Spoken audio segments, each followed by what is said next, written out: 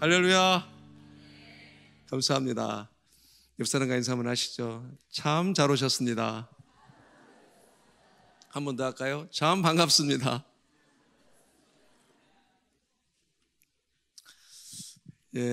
한 2, 3주 정도 신종 코로나 바이러스 때문에 많이 여러 가지 위축되었을 텐데 이제는 우리가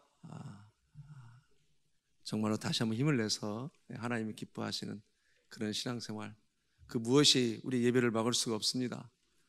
그래서 힘을 내서 모든 교회가 정상적으로 모든 것이 힘있게 또 하나님을 향하여 나가기를 바랍니다. 하나님께서 이번 가운데 우리에게 허락하신 말씀은 사무엘하 11장입니다. 6절로 13절 말씀입니다. 사무엘하 11장 6절로 13절 말씀, 하나님 말씀을 천천히 교독하시겠습니다. 다윗이 요압에게 기별하여 햇사람 우리아를 내게 보내라 하매 요압이 우리아를 다윗에게로 보내니 우리아가 다윗에게 이르매 다윗이 요압의 안부와 군사의 안부와 싸움이 어떠했는지를 묻고 그가 또 우리아에게 이르되 내 집으로 내려가서 발을 씻으라 하니 우리아가 왕궁에서 나가매 왕의 음식물이 뒤따라 가니라. 그러나 우리아는 집으로 내려가지 아니하고 왕궁 문에서 그의 주의 모든 부하들과 더불어 잔지라. 어떤 사람이 다윗에게 아뢰되 우리아가 그의 집으로 내려가지 아니하였나이다. 다윗이 우리아에게 이르되 내가 길 갔다가 돌아온 것이 아니냐 어찌하여 내 집으로 내려가지 아니하였느냐 하니 우리아가 다윗에게 아뢰되 언약궤와 이스라엘과 유다가 야영 중에 있고 내 주 요압과 내 왕의 부하들이 바깥들에 진치고 있거늘 내가 어찌 내 집으로 가서 먹고 마시고 내 처와 같이 자리일까? 내가 이 일을 행하지 아니하기로 왕의 살아계심과 왕의 혼의 살아계심을 두고 맹세하나이다 하니라. 다윗이 우리아에게 이르되 오늘 또 여기 있으라. 내일은 내가 너를 보내리라. 우리아가 그날에 예루살렘에 머무니라. 이튿날 다윗이 그를 불러서 그로 그 앞에 먹고 마시고 취하게 하니 저녁 때 그가 나가서 그의 주의 부하들과 더불어 침상에 눕고 그의 집으로 내려가지 아니하니라. 아멘. 지난 10장에서 암몬 자손의 왕 나하스가 죽고 그의 아들 한운에게 다윗이 조문 사절단을 보내게 됩니다. 다윗이 말하기를 내가 나하스에게 은총을 받았기 때문에 너에게 은총을 베풀리라. 그래서 조문 사절단을 보내게 됩니다.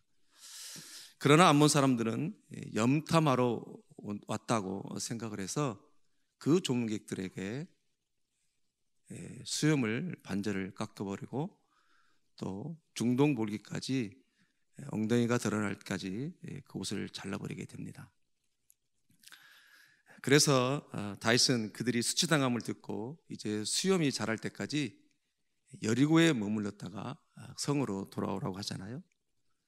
다윗은 그들의 수치를 해결하고 수치를 가려울 수 있는 시간들을 허락해 주게 되는데요. 우리는 이 말씀을 통해서 우리에게 도전하는 말씀은 뭐였냐면 우리가 살다 보면 중동 볼기까지 옷이 잘리는 수치와 또는 수염이 깎이는 그런 수치가 당할 때가 있더라는 것이죠. 그럴 때 어떻게 해야 될까? 지난 말씀을 통해서 우리에게 도전하는 것은 그 자리에서 내가 갚으려고 하는 것이 아니라 일단 뒤로 물러나서 하나님이 하나님의 방법으로 하시도록 기다리는 것이 중요하다. 조문 사절단이 만약에 그 현장에서 어떻게 이룰 수 있느냐 그러면서 칼부림을 했다면 그 자리는 같이 다 죽는 거였습니다. 우리도 때때로 예기치 않게 수치를 당할 때가 있잖아요.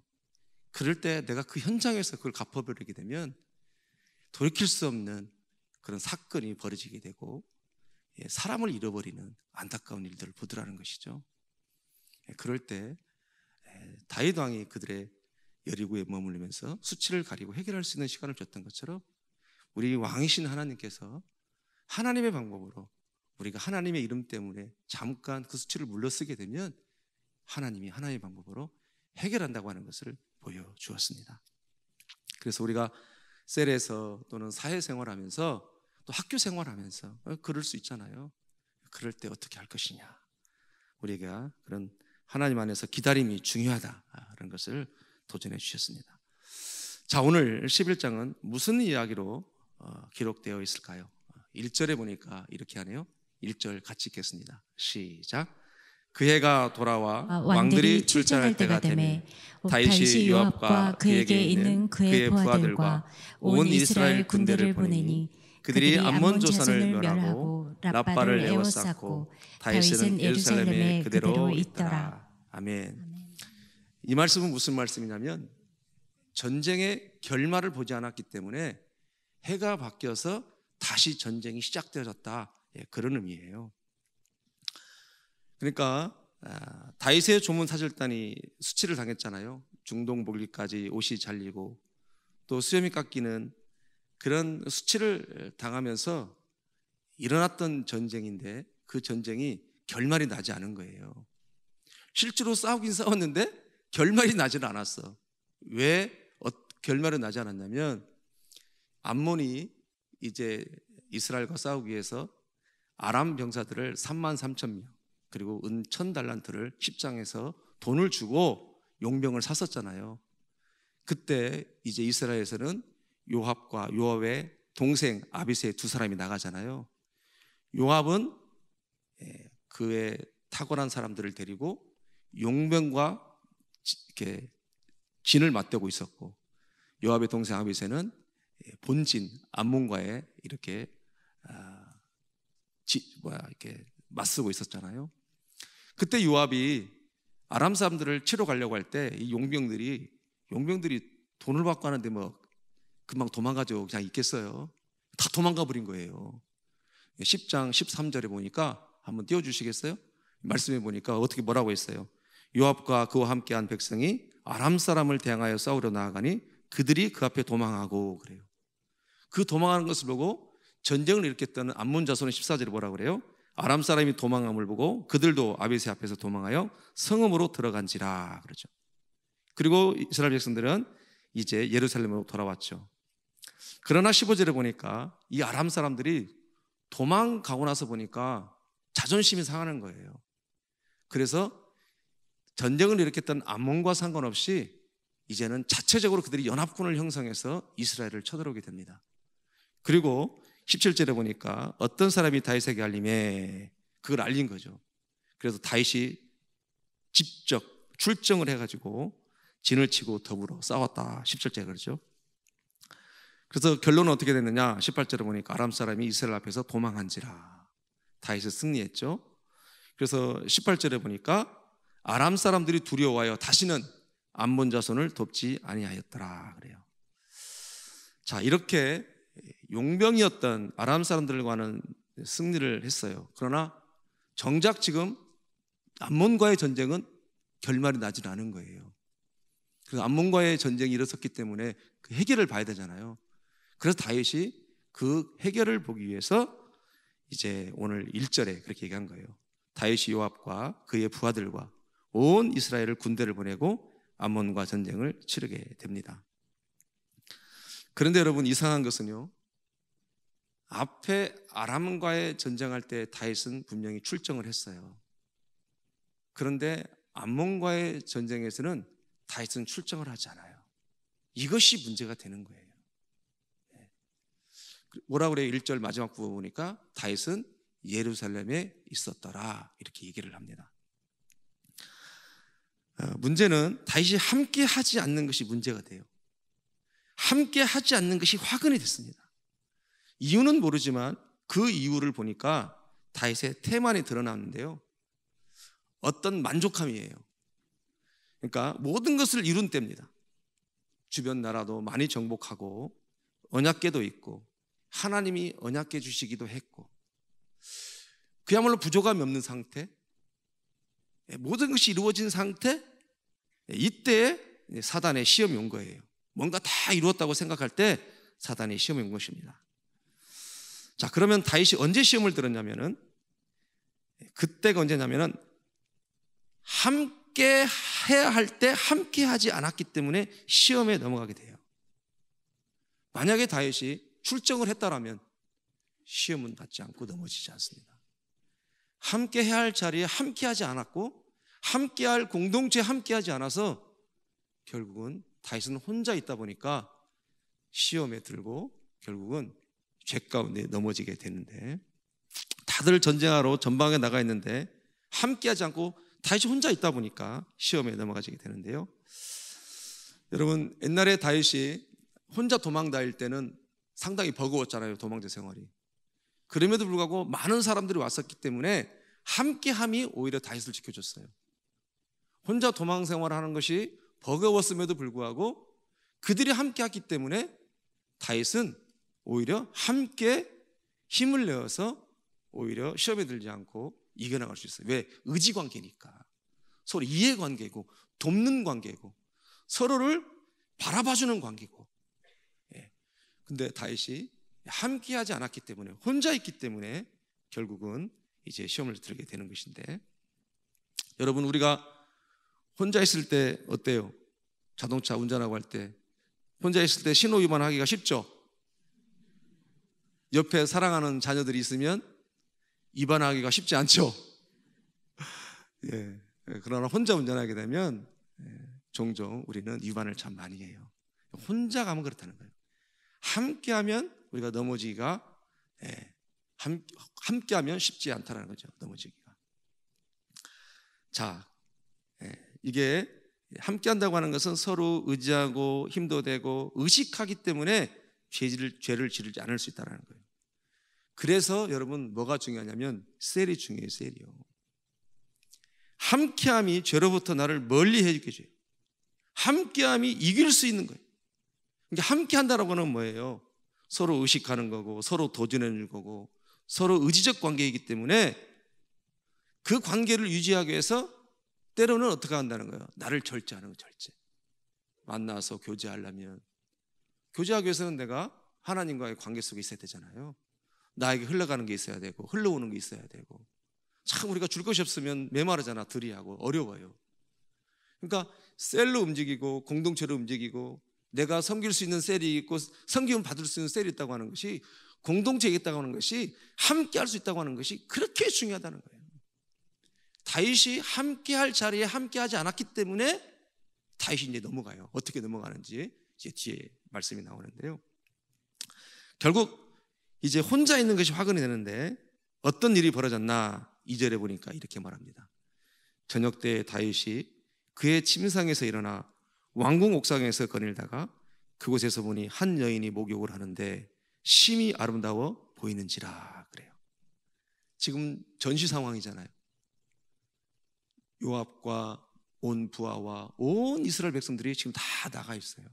근데 혼자 왕궁에서 낮잠 늘어지게 자고 그리고 왕궁에 올라가서 거닐고 있죠. 여러분, 다윗성은 어디에 있었냐면요, 여러분 상상을 해보세요. 예루살렘에 성이 있다고 치면 예루살렘 성 안에 시온산이라고 있어요. 성 안에. 그 시온산 위에 있는 것이 바로 다윗성이에요. 그러니까 성이 높다 안 높다? 높죠. 그러면 밤이 들여오기 시작하고 어둑어둑 하고 그러면 그 높은 성에서 불빛을 쫙 보면 센치해져요? 센치해지지 않아져요? 아름답죠. 센치해 보이는 거예요. 센치해 보이는 거예요. 그래서 그 왕궁을 딱 거닐다 보니까 뭘 본 거예요? 이미 잠도 한참 푹 잤겠다. 오후 늦게 일어나가지고 이제 거닐다가 목욕하는 한 여인을 봤는데 심히 아름다워 보이는지라. 그래요. 일단 눈에 보이면 마음이 흔들리고 음욕이 생기잖아요. 보고 나니까 안목의 정욕이 생기는 거예요. 궁금해지는 거예요. 그래서 혹시 처녀인가? 그런 생각을 해보는 것이죠. 여러분, 그 당시의 문화라고 하는 것은 중동 문화에 일부 다처제의 중동 문화가 있어요. 더군다나 왕이기 때문에 이미 이 다윗은 지금 자녀도 많고 왕비도 많이 있어요. 그러니까 왕이라고 하는 것은 얼마든지 그 문화를 취할 수 있어요. 물론 하나님의 법은 분명히 일부 일처제죠. 둘이 한 몸이 될지라 분명히 말씀하셨어요. 그러나 그 당시 문화라고 하는 것은 얼마든지 왕권을 가지고 일부 다처로 갈 수 있는 그런 능력이 있었죠. 자, 여러분, 그 시대나 지금이나 하나님의 법은 일부일처제, 둘이 한 몸이 되는 거예요. 그런데 사탄은 우리를 향하여 문화를 즐기라고 하고 누리라고 요구를 하잖아요. 바로 이것이 사탄의 유혹인데 다윗도 그 문화를 누려버린 것입니다. 이미 아내도 있고 자녀도 많은데도 불구하고 그 문화를 붙잡아 버린 거예요. 여러분, 밧세바도 문제가 되지만 사실은 밧세바를 붙잡기 이전에 그가 문화를 붙잡아 버린 거예요. 여러분, 우리가 이렇게 얘기할 수 있어요. 우리가 살다 보면 하나님의 말씀이 있고 분명히 기준이 있고 원칙이 있지만 내가 어떤 문화를 선택할 때 하나님이 원하고 원치 않는 기준이 아닌 어떤 문화를 선택할 때 하나님이 침묵할 때가 있어요. 그런데 우리는 어떤 오해를 하냐면 하나님이 침묵한다고 해서 그것을 하나님이 허용한다고 생각할 때가 있어요. 그래서 하나님이 허용한다고 생각해서 계속 어떤 문화를 누릴 때가 있습니다. 시대의 조류를 따라갈 때가 있어요. 다시 말해서 무슨 말이냐면은 하나님이 침묵하시면 나에게 허용하는구나, 괜찮구나, 계속해서 그걸 누릴 때가 있는데 그러면서 그걸 누릴 때 하나님이 어느 순간에 하나님이 원치 않는다라고 하는 것을 우리에게 드러날 때가 있어요. 그러면 우리는 어떻게 생각하냐면 아니 지금까지는 가만 계시다가 왜 이번에는 굳이 이걸 드러내시지? 그런 생각할 때가 있더라 없더라? 있죠. 여러분, 만약에 우리가 하나님 앞에 하나님의 기준과 원칙에 따라가지 않을 때마다 하나님이 그를 문제시 삼으시면 우리는 살아남을 사람이 없어요. 그렇잖아요. 근데 우리는 어떻게 생각하냐면 수많은 하나님이 원치 않는 삶을 살았음에도 불구하고 이제는 고치기 위해서 하나님의 문제를 드러낼 때 우리는 오히려 하나님 앞에 왜 그동안은 말 안 하다가 왜 이제 말하냐고 그렇게 하나님 앞에 우리가 따질 때가 있어요. 아니 그러면 진작 하지 못하게 하시지 누릴 거 다 누리게 해놓고 왜 이제 이러십니까? 여러분, 문화라는 게 그렇다는 거예요. 문화라는 게 시대의 문화라는 것이 문화이기 때문에 우리가 다 누릴 수 있는 것은 아니라는 거예요. 분명히 하나님은 일부일처제를 왕권에게 분명히 주셨어요. 그런데 중동의 문화고 왕권들이 가지고 있는 세상 문화 왕들이 하기 때문에 다윗이 그걸 취해버린 거예요. 우리도 그럴 때가 있다는 거예요. 세상 문화가 분명히 이것은 하나님 보시기에 원치 않는데도 불구하고 문화이기 때문에 그 문화를 취할 때가 있어요. 그 문화를 취할 때 하나님이 침묵하면 하나님이 허용하시는 줄 알고 우리가 취할 때가 있는데 굉장히 조심해야 된다는 것이죠. 자, 말씀이 이제 참 중요한데 제가 이제 어느 기관에서 읽었던 기억이 나는데요. 교통법규를 여러분 딱지를 한번 뗄 때 그 글을 읽었을 때 그 글은 뭐라고 하냐면 우리가 평균적으로 500번 이상을 어겼을 때 한 번 딱지를 떼인답니다. 우리는 맨날 지키다가 어쩌다 한 번 어겼을 때 떼는 것 같죠? 근데 통계적으로 보면은 우리가 알게 모르게 그렇게 교통법규를 잘 몰라서 그렇지 엄밀히 따지면 500번 이상을 어겨야만이 한 번 떼인대요. 마찬가지예요. 우리가 하나님 앞에 정말로 수많은 하나님 앞에 합당치 못한 삶을 살잖아요. 근데 그 한 번 지적했다는 거 고치기 위해서 돌이키기 위해서 그 지적한 걸 가지고 우리는 하나님 앞에 그렇게 원망하고 살아갈 때가 있더라는 거예요. 여러분, 구약시대에 우리가 죄를 지을 때마다 하나님 앞에 나갔잖아요. 우리 때문에 얼마나 많은 짐승이 제물로 바쳐졌어요. 근데 신약시대는 어떻게 돼요? 당신이 한 번에 영원히 온전히 죽으시고 그 다음부터는 징계를 통해서 우리를 바꿔 나가시잖아요. 그러니까 하나님이 날마다 은혜를 베풀고 있다, 안 베풀고 있다? 사실은 날마다 은혜를 베풀고 있어요. 근데 한 번은 더 은혜를 베풀기 위해서 하나님이 지적하신 것이 은혜인데 그 은혜를 우리가 받아들이지 못할 때가 있더라는 거예요. 자, 다윗이 거기서 멈췄으면 됐어요. 이 죄라고 하는 것은 속성이요 연결되어진다는 거예요. 연결되어져. 그래서 다윗이 거기서 멈췄으면 됐는데 멈추지를 못해요. 왜? 문화라는 것이 그렇다라는 거예요. 문화라는 것이. 여러분, 문화라는 것은 우리가 너무 우습게 생각하면 안 된다는 거예요. 문화는 진짜로 우리를 끊임없이 더 마치 에스키모들이 여우를 잡을 때, 늑대를 잡을 때 칼에다가 피를 묻혀놓잖아요. 계속 빨아먹게 해서 결국은 그 칼날이 나와가지고 입이 찢어져서 죽잖아요.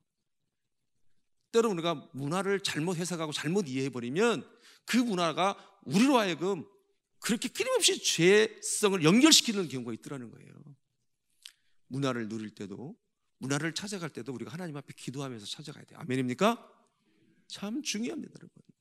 특별히 우리 젊은 친구들, 학생들 많이 있는데 모든 문화라고 해서 우리가 다 즐길 수 있는 문화가 아니라는 거예요.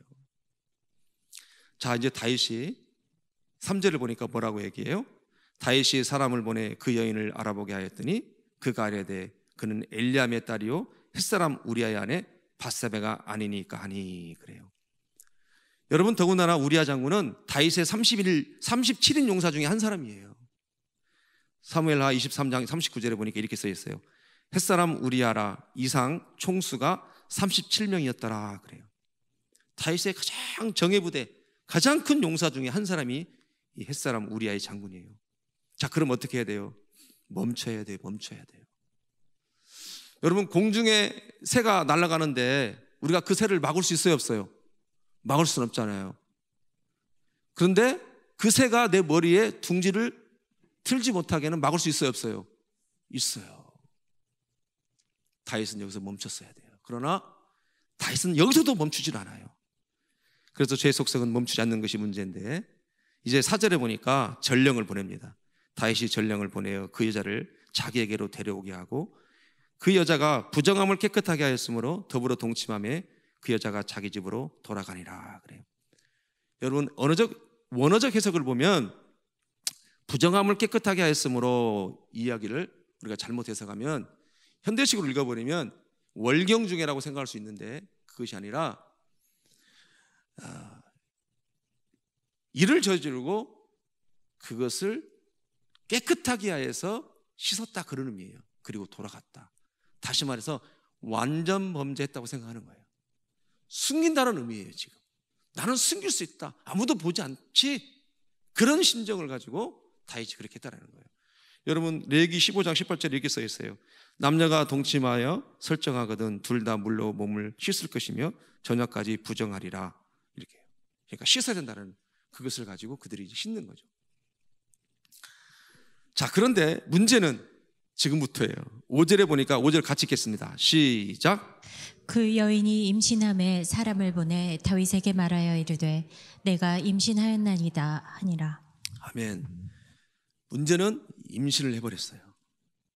그래서 다윗에게 말합죠. 그러니까 죄가 열매를 맺어버린 겁니다. 여러분, 죄라고 하는 것은 열매를 맺게 돼 있다는 거예요. 지금 하나님이 그걸 말씀하고 싶은 거예요. 죄는 그 죄로 끝나는 것이 아니라 죄는 반드시 열매를 맺는다, 그런 의미예요. 자, 이때부터 다윗이 머리가 복잡해집니다. 이제 죄가 달려가기 시작하는데, 죄는 다스리지 않으면 그 죄가 나에게 와서 더 죄와 함께 달려가게 만들어버려요. 밧세바는 이렇게 연락을 했는데, 왜 연락을 했냐면, 여러분, 그 당시에 간음이라고 하는 것은 사형입니다. 사형. 돌로 맞아 죽게 돼 있는 것이 율법의 법입니다. 그런데 이 유리아는 밧세바는 우리아의 성품을 잘 알아요. 너무너무 강직해요. 아까 우리 본문을 읽었잖아요. 어떤 사람인가 느껴지잖아요. 우리아가 강직하다는 것을 밧세바는 알고 있기 때문에 자기가 율법에 따라 죽을 것이라는 것을 압니다. 자, 임신했기 때문에 배는 불러오죠. 분명히 들통은 날 거예요. 같이 살았는데 자기 남편이 어떤 사람인 걸 모를 수 없잖아요. 너무너무 잘 알기 때문에 이제는 자기를 보호해달라는 차원에서 다윗에게 임신 소식을 알려주게 됩니다. 그래서 다윗은 죄를 덮기 위해서 전쟁통에 있는 우리아를 불러들여 밧세바와 동침하게 하려고 하죠. 그리고 심지어는 이제 술을 먹으면서까지도 집에 보내려고 하는데 그가 가지는 않습니다. 여러분, 오늘 본 말씀인데 6절에 보니까 뭐라고 그래요? 요압에게 기별하여 햇사람 우리아를 내게 보내라. 요압이 우리아를 다윗에게 보낸다. 이제 서로 안부를 묻고 8절에 내 집에 내려가서 발을 씻으라. 절대로 그는 가지 않습니다. 그래서 9절에 뭐라고 그래요? 우리아는 집으로 내려가지 아니하고 왕궁문에서 그의 주의 모든 부하들과 더불어 잔치라. 어떤 사람이 다윗에게 말하죠. 우리아가 집으로 내려가지 않았다고. 그래서 이제는 다윗이 어찌하여 네가 내 길로 갔다가 돌아온 것이냐? 집으로 가라 이렇게 얘기를 해요. 우리아가 말합니다. 11절에 언약궤와 이스라엘과 유다와 야영 중에 있는데 내가 어찌 내려갈 수 있겠습니까? 얘기합니다. 그럼에도 불구하고 술을 먹여서도 이제 13절에 그 앞에서 먹고 마시고 취하게 해서라도 보내려고 그래요. 왜 이렇게 보내려고 해요?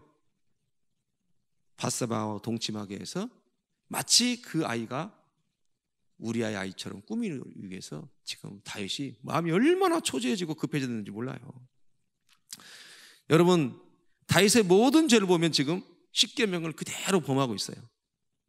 십계명의 10번째 죄가 뭐예요? 내 이웃을 탐하지 말라. 그리고 6개 병이 뭐예요? 이제 간음하지 말라. 그리고 거짓말하지 말라. 그리고 살인하지 말라. 이거를 다 지금 범하고 있는 겁니다. 그러니까 죄는 하나만 짓는다고 해서 한 가지로 끝나는 것이 아니라 죄의 속성은 그 다음으로 연결해서 계속 죄를 짓게 한다는 거예요. 자, 지금까지 함께하지 않음으로 뭐가 시작되어졌어요? 정욕이 시작되었어요. 죄가 시작되어졌어요. 여기 이제 앞으로 결혼할 우리 청년들도 많은데 제가 이제 주례할 때 가끔 그런 얘기를 하는데요. 결혼하고 나면 부부싸움을 할 수 있잖아요. 그러면 절대로 밖에 나가서는 안 돼요. 제 얘기를 죄송한데 저는 결혼하고 제 아내랑 물론 싸우잖아요. 그러면 나는 열받아가지고 밖에 나가려고 문을 막 나가려고 하는데 우리 아내는 절대 못 나가게 하는 거예요. 하여튼 우리가 싸우더라도 집안에서 싸웁시다. 절대 못 나가게 해요. 힘도 세더라고. 진짜 힘으로 한번 해보려고 안 돼. 그래서 신혼 그 결혼 몇 년을 그렇게 이제 여러 번 위기가 있었는데 우리가 싸우지기도 하잖아요. 나만 싸우네. 여러분들 안 싸워요? 다 싸우면서 이렇게 안 싸우는 척하고 그래. 그래서 몇 년을 그렇게 하다 보니까 이제 우리는 싸우면 나가면 안 된다라는 그런 인식이 있잖아요. 그렇게 해서 잘 극복을 했어요. 함께 해야 되는데 함께 하지 않으면 이런 사고가 벌어진다는 거예요. 그러니까 절대로 부부싸움은 집에서 해야 돼요. 집에서 싸워서 밖에 나가면 사건 터집니다. 근데 제가 미국에서 너무 속상해가지고 한 번 나갔어요. 이제 몇십 년을 흘린 다음에 이제 한 번 나갔어요. 나가고 차를 끌고 막 흘리 갔네. 야, 이거 말도 안 통하고 안 되겠더라고요. 몇 시간 만에 얼른 돌아와 버렸어요. 나만 손해일 것 같아. 여러분, 절대로 나가면 안 돼요. 함께하지 않음으로 인해서 지금까지 이 다윗이 모든 일이 벌어진 거예요. 함께 했더라면 이런 시험에 넘어가지 않았을 거예요. 꼭 우리가 명심해야 됩니다. 함께 한다는 것이 얼마나 중요하다는 것을 우리가 알아야 돼요. 자, 이제 말씀이 진짜 지금부터 중요해. 자, 혼자가 아니라 함께하면 죄를 멀리할 수 있는데, 여러분, 우리가 어떤 문제가 있잖아요. 그러면 빨리 공동체 안으로 들어오는 게 중요해요. 여러분들이 힘들고 어려울 때 나를 지켜줄 수 있는 공동체 안으로 교회가 됐든 셀이 됐든 빨리 들어오는 게 중요해요. 여러분, 하나님께서 아담에게 뭐라고 그래요? 네가 어디 있느냐 그러죠. 어디 있느냐, 어디 있느냐.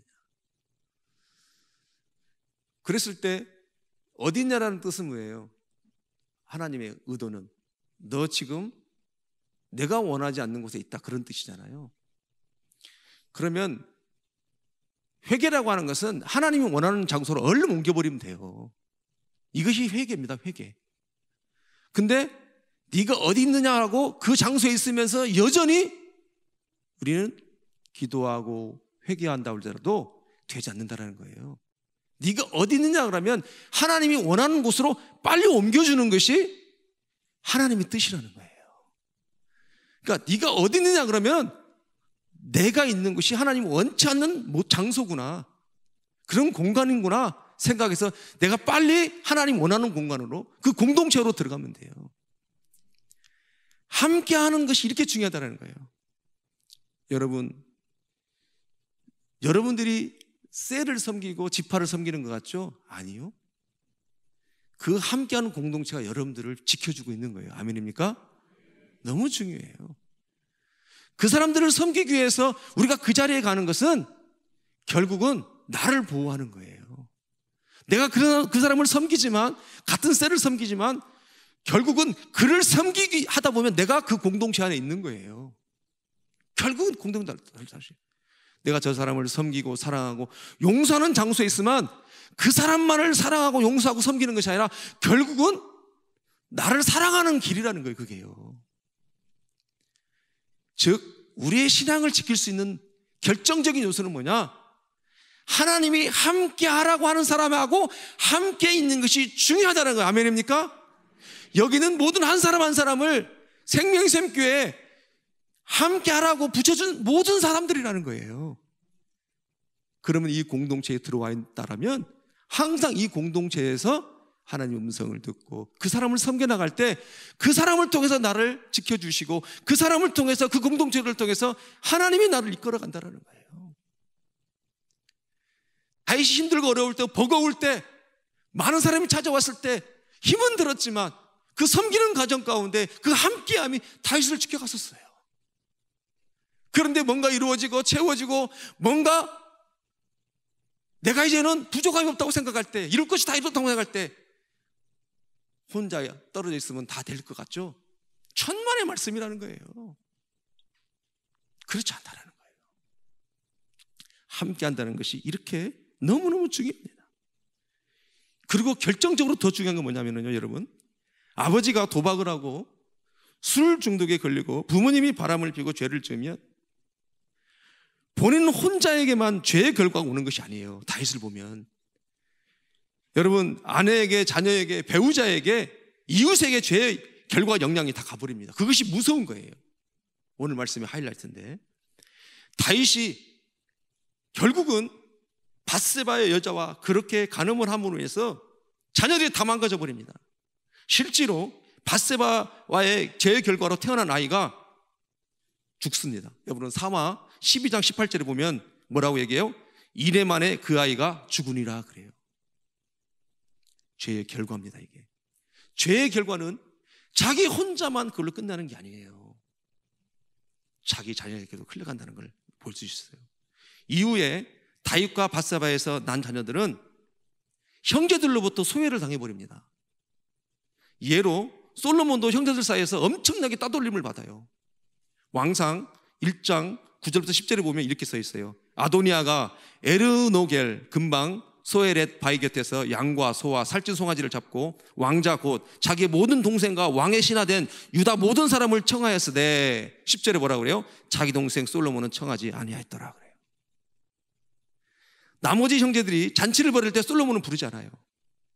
그리고 그 이후에 밧세바가 낳은 자녀들도 다 따돌림을 받습니다. 여러분, 제가 말씀을 묵상하다 보니까 지나친 생각인지는 모르겠지만 솔로몬이 1,000번제를 드린 이유가 있는 거예요. 솔로몬은 의지할 곳이 없는 거예요. 다 따돌림을 받아서. 다행히 그것이 구속사하고 연결되어져서 하나님을 만나는 계기가 됐지만 다윗의 아버지의 영향을 받아서 그가 따돌림을 받고 의지할 데가 없는 거예요. 그래서 그가 의지할 곳은 하나님밖에 없다고 그래서 하나님 앞에 나갔던 것입니다. 계기가 그거였어요. 계기가요. 그런데 더 중요한 것은 솔로몬이 왕이 된 다음에 어떻게 해요? 무슨 한을 푸는지 무슨 수치를 푸는지 아내 1,000명을 둬버려요. 이게 다 누구의 영향을 받아버린 거예요? 지금 다자로 시작하는데 다윗의 영향을 받아버린 거예요. 여러분, 다윗이 그렇게 그 한 번의 실수가 영향을 다 줘버린 거예요. 사랑하는 성도 여러분, 이 시간에 도전합니다. 다윗의 범죄가 자기 아내에게, 자기 자녀에게 악영향을 가는 것을 우리가 보게 되는데 우리가 남자든 여자이든 우리가 생각해야 될 건 뭐냐면은 우리 한 번의 쾌락이 내 자녀의 일생을 망가뜨릴 수 있다는 거예요. 내 한 번의 쾌락이 사랑하는 아내, 그 아내가 평생 동안 우울증에 헤어나지 못할 수 있는 상황도 벌어지더라는 거예요. 여러분, 우리의 한 번의 그 쾌락이 사랑하는 남편이 평생 분노와 좌절감의 늪에 빠져서 헤어나지 못할 수 있다는 거예요.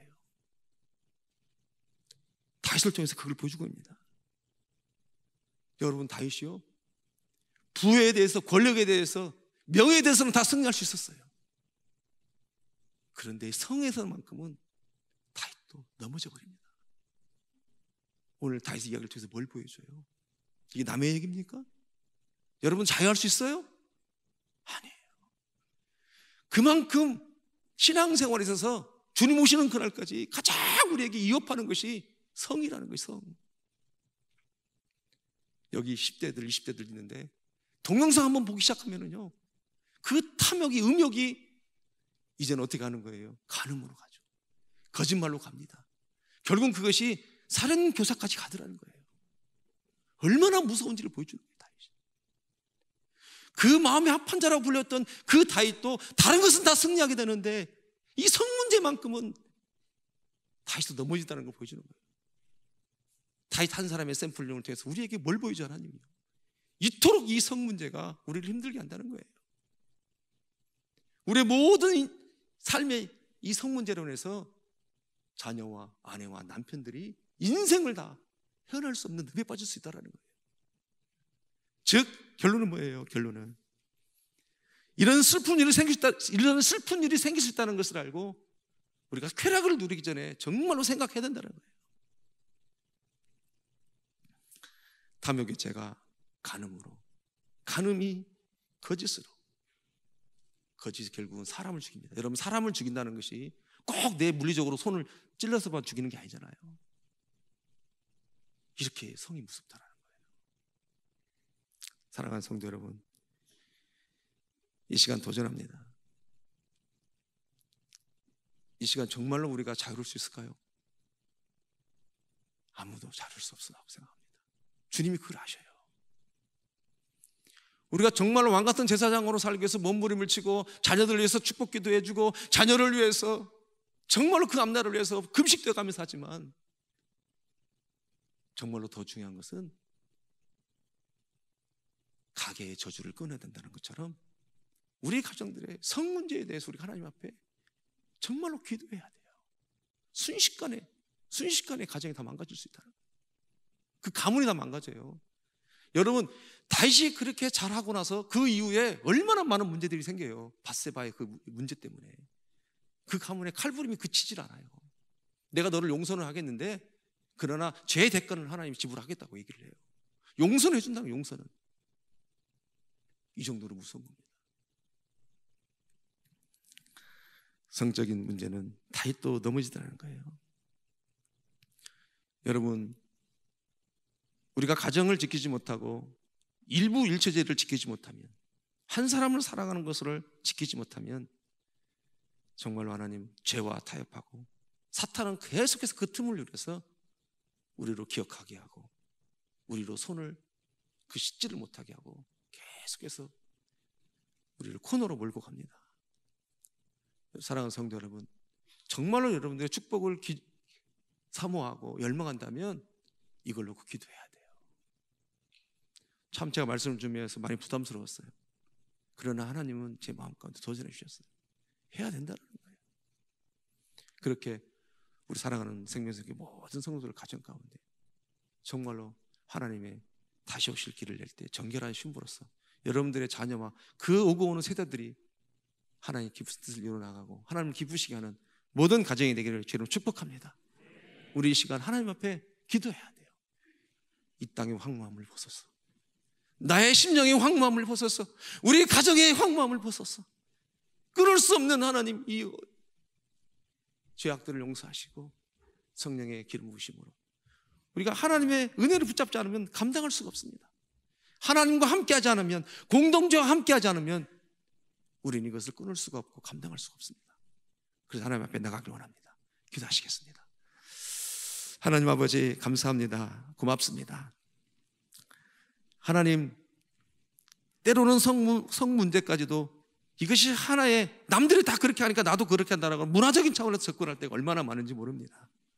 동영상을 보고 하나님, 때로는 어떤 그와 비슷한 것들을 우리가 취하고 바라볼 때 이 시대에 젊은 사람들이 다 하니까, 우리 또래들이 다 하니까 그렇게 문화를 즐겨버릴 때가 얼마나 많은지 모릅니다.